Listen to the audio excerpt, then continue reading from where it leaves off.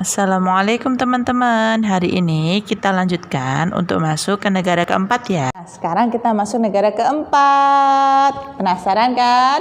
Ya, yang keempat adalah negara Brunei Darussalam.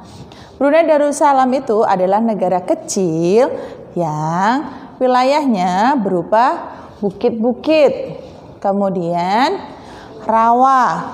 Tapi Brunei Darussalam adalah negara yang sangat hebat, sangat makmur.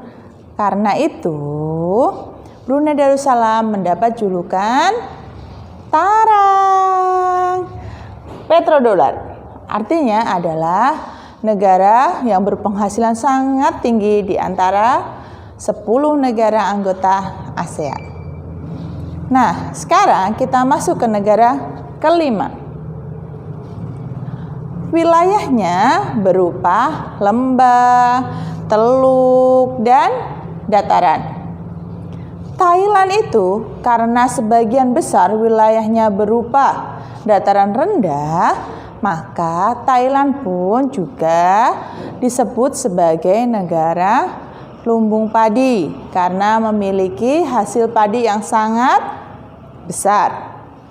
Dan karena di Thailand itu memiliki simbol gajah putih sebagai kerajaan yang terbesar di wilayah Thailand, maka julukan Thailand juga ada dua, Nak, yaitu negeri gajah putih.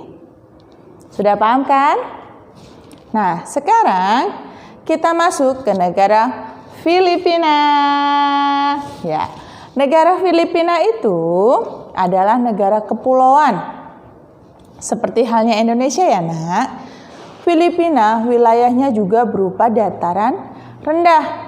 Sehingga kualitas super untuk padinya diperoleh dari wilayah Filipina.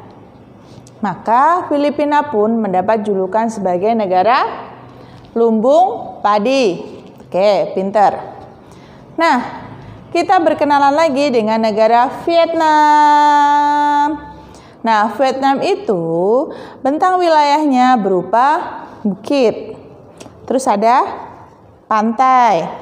Kemudian tanahnya kurang subur. Kenapa sih? Ya, karena di sana tidak adanya apa, Nak? Tidak adanya pertemuan gunung berapi sehingga tanahnya kurang subur. Tapi di sana ada tanaman yang sangat indah yang menjadikan julukan Vietnam menjadi Vietnam Rose. Kenapa? Karena di Vietnam itu terdapat bunga mawar yang sangat indah. Sehingga menjadikan dia julukannya adalah Vietnam Rose. Paham kan? Alhamdulillah. Lanjut ke negara ke-9, yaitu negara Kamboja. Negara Kamboja itu terdapat danau yang sangat indah.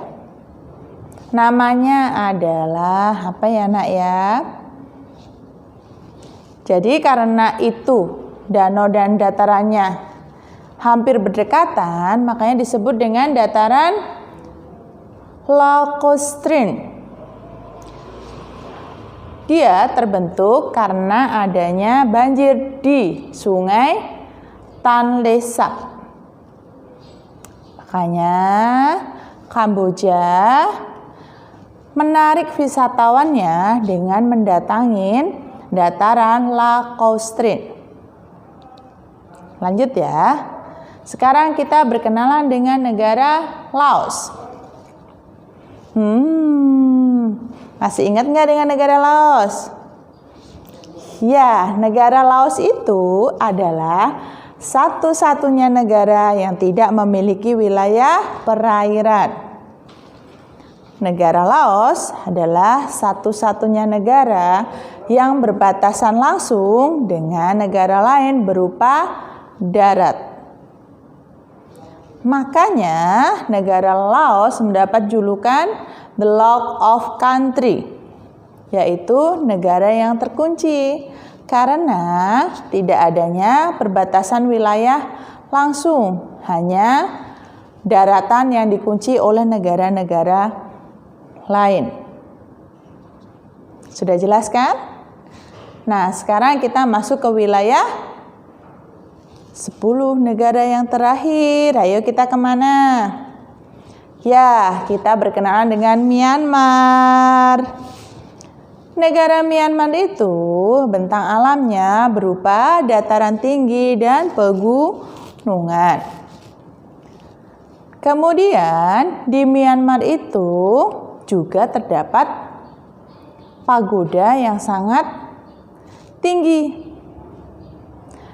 di kota Yangon. Pagoda itu terbuat dari emas, sehingga menyebabkan Myanmar disebut negeri pagoda emas karena adanya tadi pagoda emas yang tingginya 98 meter. Tinggi sekali ya.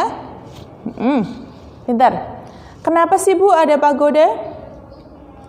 Karena sebagian besar penduduknya dari Myanmar itu beragama Buddha yang beribadah ke pagoda atau candi. Selain itu, Myanmar juga disebut sebagai negeri 1000 pagoda karena banyaknya pagoda-pagoda. Tapi yang lebih terkenal adalah pagoda emas yang sampai sekarang selalu menjadi julukan dari negara Myanmar. Oke, sudah paham kan Nak? Mengenai letak geografis, letak astronomis, kemudian kenapa negara-negaranya memiliki julukan masing-masing. Sudah jelas kan? Alhamdulillah. Baik, kalau begitu terima kasih ya Nak. Kalian sudah belajar dengan Putri hari ini. Semoga ilmu kita bermanfaat dan kita selalu dalam keadaan sehat walafiat. Amin ya robbal alamin. Dadah, assalamualaikum.